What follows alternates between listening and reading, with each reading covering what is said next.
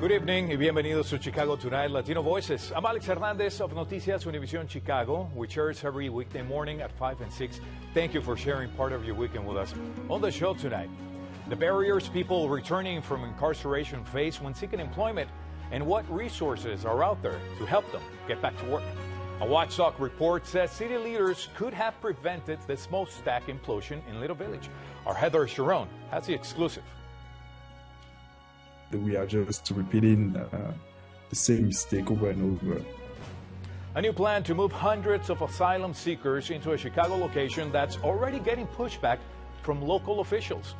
We sit down with mental health professionals who are bridging the gap to mental health in the Latino community. And a celebration of Carnival traditions from across the world, Samba's into Navy Pier next week. All that coming up. But our first story tonight, employment resources for people post-incarceration. That's right after this. Chicago Tonight, Latino Voices, is made possible in part by the support of these donors.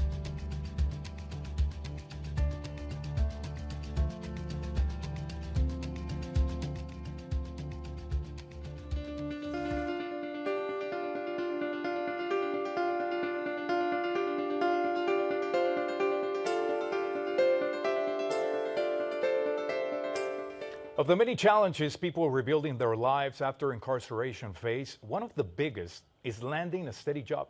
According to the Prison Policy Initiative nationwide, joblessness among formerly incarcerated people is 27%.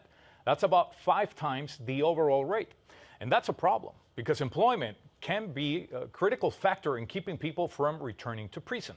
Bureau of Justice Statistics research shows formerly incarcerated people who maintained employment for 1 year post-release had only a 16% recidivism rate compared to a 52% rate for those who did not stay employed.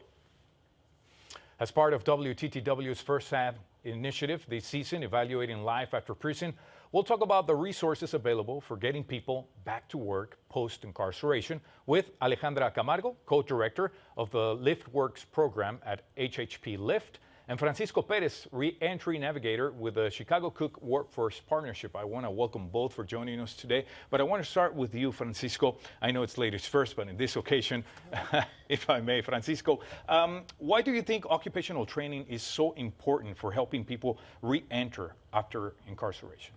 Well, one of the main things that people returning home face is lack of money. So when you come home, the first thing you need in your pocket is money to be able to sustain yourself. Or you might come home and be living with a family member or a friend, and after a while that gets to be too much for people. So having employment when you first come home and having money and being able to sustain yourself and support your family, at least with the little bit of means that you have, is probably one of the best things that you could give to somebody coming home. And the training, that's why training, it's occupational training is so important. Yeah, we do we have a program called the Road Home at the Chicago Cook Workforce Partnership. It's a program that I built along with another navigator called Michael Cannon. And we give a year worth of wraparound resources, and we meet people pre-release and carry them into post-release and give them a year worth of training, whether it be vocational training or employment opportunities. Alejandra, what are some unique needs for occupational training that people returning from prison have that others don't? So part of this is that they need soft skills and hard skills training. Just example would be somebody coming in, they are coming into our workshop, we make them feel at home. We train them in order for them to have the possibility for them to create this system of them for themselves. For example, sometimes one of the participants says, we've been incarcerated for 5 or 10 years. I come back home and the computer system is completely different. They come home and they don't know how to actually use the programs. We come into, if you go to HHP Lift, we teach them one-on-one basis. So that helps them also create confidence and within themselves, but also for the next job, right, that they're going to go into next time. So you would say technology is one of the biggest Yes. issues for them coming out of prison? Yes, definitely. Technology would be one of the main factors. Francisco, what does the Chicago Cook Workforce Partnership do to help people re-enter after incarceration? Well, we give everybody, with our program, The Road Home, we give everybody, immediately once they get released, they go to a career coach at one of our two centers, which is Failings Family Services and Safer Foundation.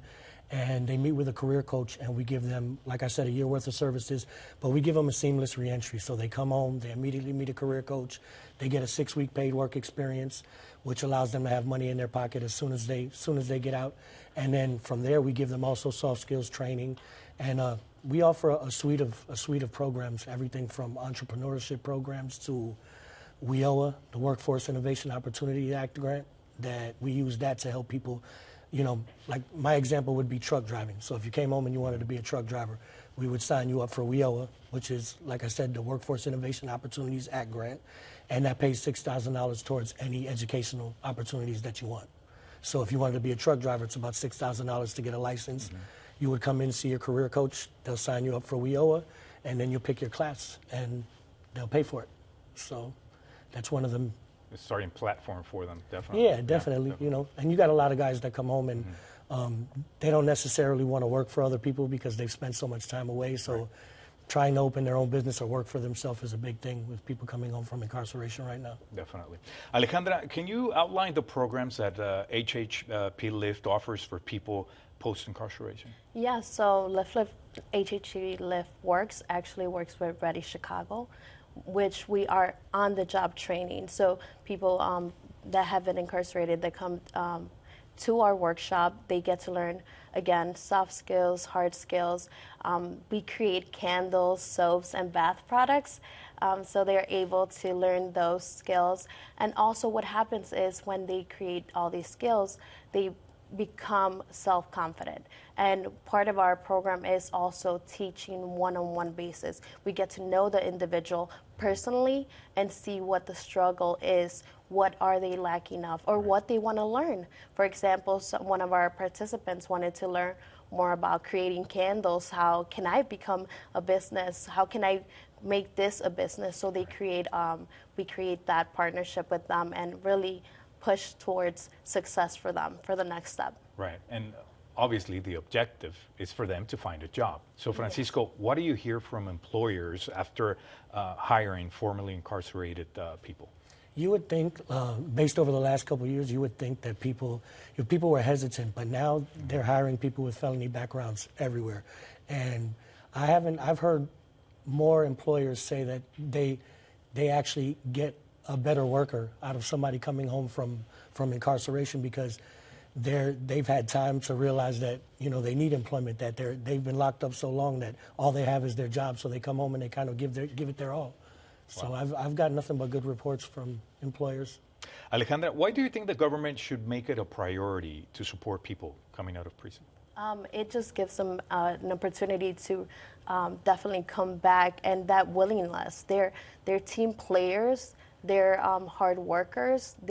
When they come back, they want to be part of the system again. We offer them also the support when it comes to mock interviews, also resume building, and who doesn't get nervous when an interview? We want to give that opportunity back to them, right? We want them to be successful once they come out.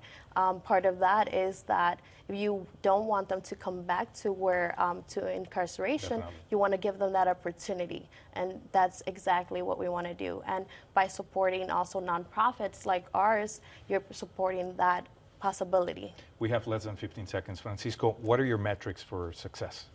We want everybody to come. We like each person that once they get released to come in and take that year worth of services. But if I can get them into vocational training or educational opportunities for 3 months or employed for at least 3 months straight, then I consider that, you know, a plus for the program. Thank you so much. Our time here is short, but I want to thank you for joining us today. Thank you. Thanks to Francisco Perez and Alejandra Camargo. You'll find more information on both the Chicago Cook Workforce Partnership and HHP Lift on our website.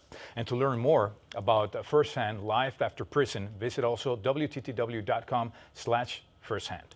Up next, Brandis Friedman and a watchdog report on the botched Smokestack implosion in Little Village. That's in a conversation recorded earlier.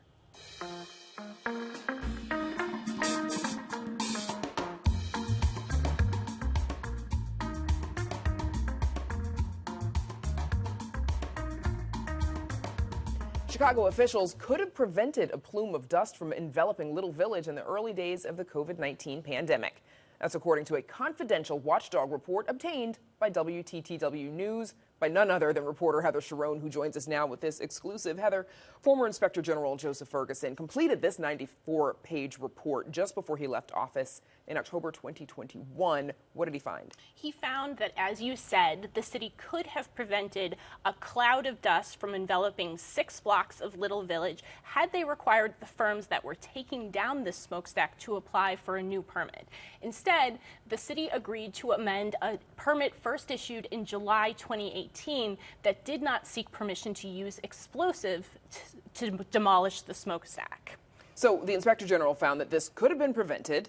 Why wasn't it? Why are we just learning about it now? And especially 2 weeks before the city of Chicago was electing potentially a new mayor. Well, Ferguson found that this was a multi-agency breakdown of city regulatory oversight and constituted a knowing bureaucratic acquiescence in an environmentally negligent demolition that generated a particulate dust cloud on site that was predictably propelled into the residential community of Chicago's Little Village neighborhood. So it wasn't one person's fault. This was a systemic breakdown because officials from the Department of Buildings did not require this new permit, which meant that officials in the Chicago Department of Public Health could not ensure there were adequate measures in place to stop that dust cloud in the first place. Especially when, of course, as we know, it happened at a time of a respiratory pandemic. So only discipline handed out by city officials to the 3 employees probed by the Inspector General was a written reprimand. You spoke with Alderman Mike Rodriguez, who represents the 6 blocks of homes covered by this dust cloud. Is he satisfied? He is not. He sees this as an example of environmental racism that would not have been allowed to happen in a primarily white neighborhood. Of course, Little Village, the heart of Chicago's Latino community. Okay, Heather Sharon, thank you so much. Thanks, Brandis. And of course, you can read Heather's full story on our website. That's WTTW.com/news. Back with more Chicago Tonight Latino Voices right after this.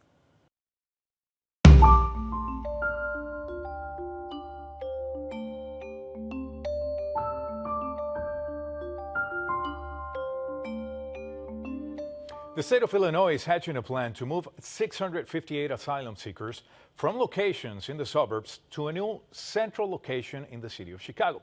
But the plan is already getting pushback from local officials and immigration groups who worry about the conditions awaiting the migrants at the new site. Perry Schutz has the story.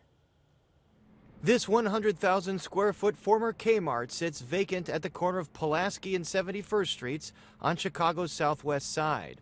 WTTW News has learned the State Department of Human Services is preparing to move 658 recent migrant arrivals into the site for temporary shelter. Sources tell WTTW News the migrants, mostly asylum seekers, will be relocated from the suburbs, where they are currently staying at hotels. According to documents we obtained, the site was selected because of its nearby resources and that it's a welcoming neighborhood. But some local officials are not yet ready to roll out the welcome mat. In a letter to IDHS Secretary Grace Howe, local state representative Angelica Guerrero Cuellar says she has serious concerns about the plan. Unfortunately, I do not believe the proposed migrant shelter location at 71st Street and Pulaski Road is ready to safely house 658 migrants. Many questions remain about whether the facility is prepared to serve as safe housing for this many people. I believe it is important that we pause the opening of the proposed site as we work to resolve these issues. And 23rd Ward Alderman Silvana Tabarez echoes similar reservations. After being briefed about the state's pending plans to house migrants at the location at 71st and Pulaski, I have major concerns for the safety of the local community and the people who will be housed at this location. Chief among those concerns, is there enough public safety around the area? And will the migrants be housed inhumanely in tents after sleeping in hotel beds?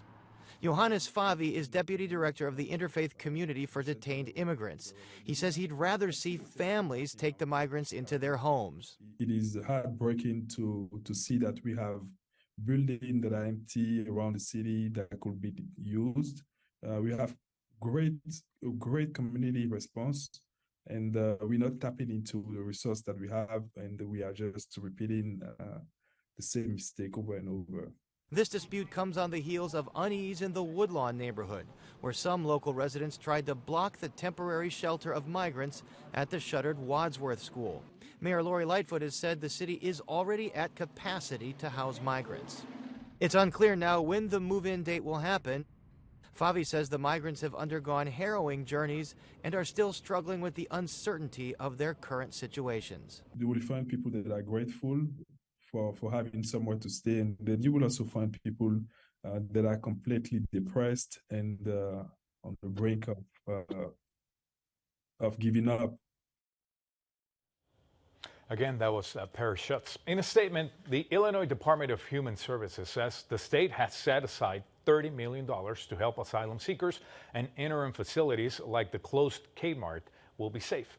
Quote, those residing in these facilities will share a sense of community with others and will have access to experts in the fields of case management, housing, and immigration. The ICH will include a first aid station, 2 24/7 registered nurses, a licensed behavioral health specialist, 24/7 unarmed security, and designated moral, wellness, and recreation activities. Now to Joanna Hernandez and leaders bridging the gap in mental health resources in the Latino community. Joanna? Alex, for the Latino community, mental health and mental illness are often stigmatized, causing some to not seek the care they need. According to the National Alliance on Mental Illness, more than half of Hispanic young adults ages 18 to 25 with serious mental illnesses may not receive treatment. Advocates have been pushing for the expansion of mental health care in Latino communities for years. Joining us to talk more about their efforts to bridge the gap on mental health are Marilyn Rodriguez, bilingual psychotherapist and community liaison at Latinx Talk Therapy, and Ricardo Camacho, school psychologist and founder of the organization Salud. Thank you both for joining us today. Now, we have a lot to talk about. And Marilyn, I want to start with you. You were born and raised in the west side of Chicago. Tell me why it was important for you to get into the mental health field. Yeah, growing up, I mean, similar to most of us, right? As first generation, there was a lack of resources, lack of support, and so I needed guidance. And oftentimes I didn't find people that looked like me or understood my background. And so being able to guide youth in this field, given my own experiences, you know, is super empowering. Wow. And Ricardo, I want to ask you the similar question. You're currently a school psychologist. At what point in your career did you know that you wanted to work with youth? I think as soon as I, from my experiences, going over, 10 schools before high school and just acknowledging the importance of services within schools and just acknowledging that we don't really know that psychologists exist in schools, right? And just wanting to be part of that, efforts to really support youth, youth who are like myself, first generation, bilingual, and just exploring the worlds around them. And I think it was so beautiful that I had an opportunity to even pursue the field. Yes. Yeah. And you've been a psychologist, you've mentioned, for 2 years at a high school. Yeah. Have you seen the need increase for emotional support among young adults, and how do you guide them? We see the need increasing every single year. And I think from counseling, from being there for them, provided events, letting them know that what they're experiencing is very natural to the world around them, right? So that validation and letting them know that we understand what they're going through. So if it's meeting with them, taking the time to be there with them, I'm helpful in that way for them. And I think we can also say that social media plays a part, correct, Marilyn? Yes, what absolutely. Do you see? Yeah, no, social media, I mean, nowadays, right, youth spend so much time on social media, and it's important to be aware, the messages that they're receiving on there. And I want to talk about the stigma surrounding mental health, that phrases that we all probably grew up with, no estoy loco, I'm not crazy, or en qué dirán, what would they say? How do these phrases maybe stop people from seeking the help that they need? It's important because it's almost like, you have to be silent about what you're going through, experiences that everyone is facing, from stress to uncertainty and, pain. And I think this needs to be normalized because it's needed. Everyone's going through something and we need to get the message out there. And Marilyn, at Latinx Therapy, are you noticing that not only young adults are seeking therapy, but also people who are over 40? Yeah, absolutely. And so a part of what our role in destigmatizing mental health is educating the community, right? Going on in the communities, having the conversations, and really dispelling, right, the myths around, therapy being for locals, and helping the community just be more aware of the signs, symptoms of how to address mental health issues. And Ricardo, I want to go to you. You founded Salud over the summer, which works to normalize mental health conversations. And you recently hosted a mental health conversation in Pilsen. Now, tell me about that. What was the feedback like? Everyone was so grateful for the experience, and I was happy for that sole reason. You know, we provided opportunity for people who wanted to come by and just, you know, have a situation where they could come and talk about what they're going through. And just seeing everyone being grateful let me know that this is needed. You know, it doesn't have to happen once a month. It can happen as long as we want to. And I'm hoping Salud can be part of that opportunity to make that possible. And what did you learn from that conversation? That everyone has something going on, you know, and I think sometimes we wait until it's too late, and we can start having these conversations before, you know, it might be too late. Because whether you're a high school student, you know, experiencing, you know, a lot of things, you know, for the first time, or whether you're a parent of a student. And I think as a school psychologist, I've been so grateful to have these conversations with families, and we saw it that, like, we don't have to wait until the worst of the worst. We can have these conversations now and today. Did you see people of all ages? Yes, we had so many identities. You know, it wasn't just, you know, people that look like me. We had communities from the LGBTQ, you know, trans community. We had, you know, people who were my parents' age, and they were talking and having a blast. You know, I was like, Mom, don't say anything embarrassing about me.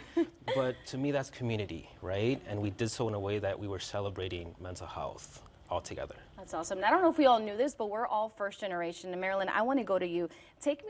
What was that process like for you when your family knew that you were going to be a therapist, you were going into that field? How did the conversations go about mental health with your family and breaking those generational patterns and trauma? Yeah, it was difficult conversations that I had to have. And to this day, I think that a lot of what I do is educate my family. You know, sometimes they don't understand exactly what mental health and being a therapist is, right? The myths around the disorders, or right, the way that we speak about mental health, and sometimes, you know, having to educate them on, like, no, this is part of self-care, this is part of setting boundaries, how we can express and better communicate with others. I think that a lot of the time I found myself, again, having to educate them on what mental health is, because they never had, you know, spaces where they could learn or understand their own mental health. And Ricardo, do you feel like your family understands and is more open to having these conversations, also as male? Because as we know in our culture, machismo is a real thing. Yeah. Going from my father to my mother, I think just being a professional, they're able to have that awareness. And even then, right, they need guidance, because we know that even 10, 20 years ago, it was different. And I can only imagine what the time they were going through, right? And how, you know, mental health wasn't as normalized to even talk about in the first place. So kind of having them see that, even in just one generation, that brings me hope to where we can take it even for the next generation as well. And Marilyn, we only have a couple questions left, but is therapy considered a luxury? You know what? We are trying to bridge the gap to access, right, to mental health services. And so there are, you know, certain ways in which some people that are insured, that do have maybe, you know, the financial means to access them. But part of what we're doing, right, and coming into the community is being able to bridge those gaps by providing, you know, events in the community that don't necessarily require you to be insured, that are affordable. At Latinx Talk Therapy, we do have an intern program that allows us to provide pro bono and free services to people that are uninsured. And so we're trying to bridge those gaps. Anything else you would like to say? We only have a couple seconds left. I think what's important with mental health is that we don't have to wait until we experience symptoms of depression or anxiety.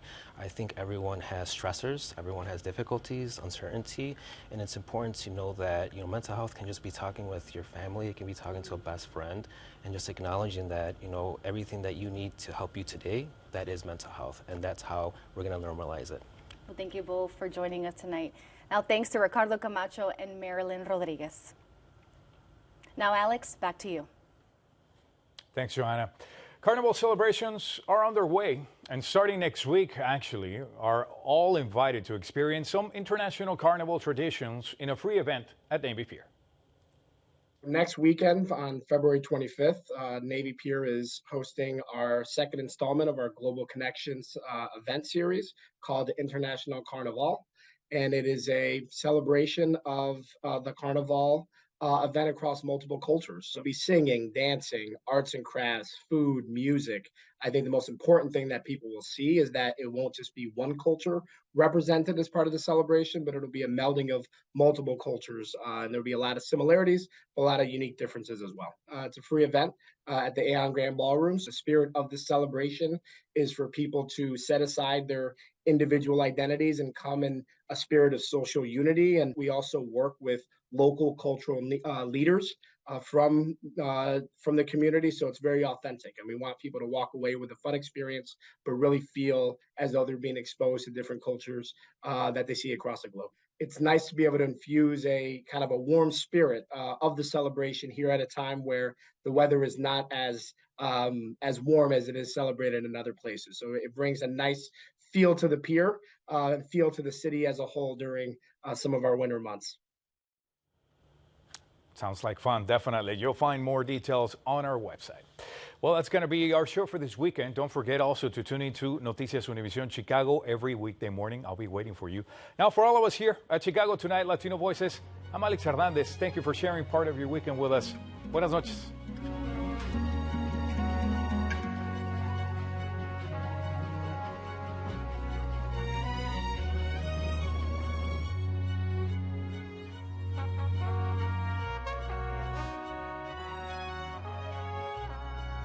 Closed captioning is made possible by Robert A. Clifford and Clifford Law Offices, a proud sponsor of diversity, equity, and inclusion-focused free continuing legal education for lawyers throughout the region.